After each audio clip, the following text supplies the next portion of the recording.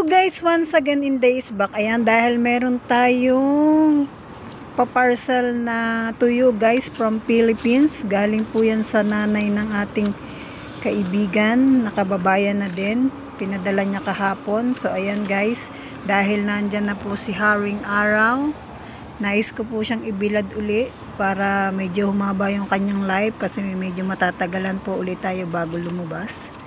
Yan, lulutuin po natin yan kapag tayo ay para meron po tayong food sa labas para hindi na po kami bibili kasi may kamahalan po ito guys dito.